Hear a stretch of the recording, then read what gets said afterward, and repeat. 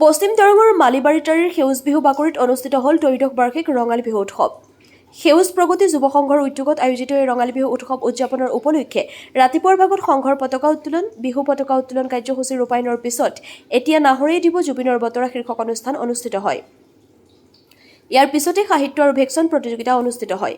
সন্ধিয়া অৱসৰী শিক্ষক বসুন্ধৰ শইকীয়াই মুকলি কৰা সেউজ বিহু বাকৰিৰ সৰু বিহুৱতী আৰু মুকলি বিহু প্ৰতিযোগিতাৰ লগতে বাৰে ৰহণীয়া কৃষ্টি প্ৰদৰ্শনেৰে জীপাল হৈ পৰে বিহু বাকৰি। ইয়াৰ পূৰ্বে বুনমাঞ্জা হাইস্কুলৰ প্ৰধান শিক্ষক বিজয় শংকৰ ভাৰতীয়ে সৰু বিহুৱতী প্ৰতিযোগিতা মুকলি কৰাৰ উপৰিও এটা যুগৰ পৰিসমাপ্তি প্ৰাণৰ শিল্পী জুবিন গাৰ্গলৈ একাজলি শ্ৰদ্ধাঞ্জলি এই কাৰ্যসূচী ৰূপায়ণ কৰে যুৱ নেতা অমিয় কুমাৰ ডেকাই। ভাস্কৰ্য শিল্পী ভূষণ বৰদলৈ সম্প্ৰীতিৰ শিক্ষা মুখ্য পৰিচালক বুঢ়া আৰক্ষী চকীৰ ভাৰপ্ৰাপ্ত আৰক্ষী বিষয়া দীপজ্যোতি ডেকাই বিশ্বশান্তি আৰু প্ৰকৃতিৰ সুৰক্ষাৰ্থে শান্তিৰ প্ৰতীক পাৰচৰাই প্ৰক্ষেপণ কাৰ্যসূচী ৰূপায়ণ কৰে। জ্যেষ্ঠ সাংবাদিক লক্ষ্যধৰ শইকীয়াই আধৰা সেউজ বিহু বাকৰিত অসম চৰকাৰৰ শ্ৰম পৰিদৰ্শক জ্যোতিষ নাথলৈ সংঘৰ তৰফৰ পৰা উষ্ম সম্বৰ্ধনা জনোৱা হয়। ইপিনে সেউজ প্ৰগতি যুৱ সংঘৰ ত্ৰয়োদশ বাৰ্ষিক ৰঙালী বিহুৰ সৈতে সংগতি ৰাখি অনুষ্ঠিত হোৱা মুকলি বিহু প্ৰতিযোগিতাৰ ফলাফলত সূৰ্যজ্যোতি বিহুৱা দল আৰু নৱসুৰুজ বিহুৱা দলে যুটীয়াভাৱে প্ৰথম শ্ৰেষ্ঠ বিহু দল, ৰূপালী বিহুৱা দলে দ্বিতীয় শ্ৰেষ্ঠ বিহু দলৰ সন্মান অৰ্জন কৰে।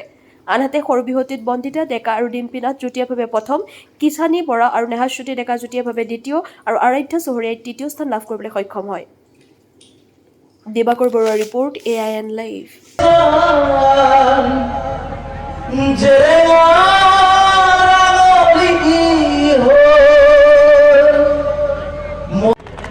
আমি আধুনিক সমাজত উপস্থিত আছে বুনমাঞ্জা গাঁও পঞ্চায়তৰ আমি নাথা সংঘৰ সম্পাদক দেৱজিৎ শইকীয়া, আমি তেখেতক মানৱ কুমাৰ শইকীয়া আদৰণি আছে। আজিৰ প্ৰতিযোগিতাৰ বিচাৰ কৰিব সৰু বিহুৱতী আৰু বিহু প্ৰতিযোগিতা আমাৰ বৰপথাৰ মধ্যমীয়া যুৱ সংঘৰ ত্ৰয়োদশ বাৰ্ষিক নৈশ মুকলি বিহু প্ৰতিযোগিতা 9 এপ্ৰিলত অনুষ্ঠিত হৈছে।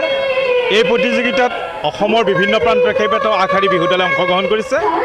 আমি বিহুৰ লগত সংগতি ৰাখি এইবেলি আমি এটা বিশেষ কাৰ্যসূচী ৰূপায়ণ কৰিছোঁ। সেয়া হৈছে অসম লোকসেৱা আয়োগৰ পৰীক্ষাত উত্তীৰ্ণ হৈ শ্ৰম বিষয়া পদত কাৰ্যনিৰ্বাহ কৰা আমাৰ গাঁৱৰ গৌৰৱ জ্যোতিষ নাথক এইবেলি বিশেষ সন্মান প্ৰদান কৰা হৈছে সেউজ প্ৰগতি যুৱ সংঘৰ। মূলতঃ নতুন প্ৰজন্মক উৎসাহিত কৰাৰ বাবে তেখেতক এই পদ সন্মান প্ৰদান কৰা হৈছে আৰু শিল্পী জুবিন গাৰ্গলৈ এটা যুগৰ অৱসান শীৰ্ষক এক শ্ৰদ্ধাঞ্জলি অনুষ্ঠানৰ আয়োজন কৰা হৈছে।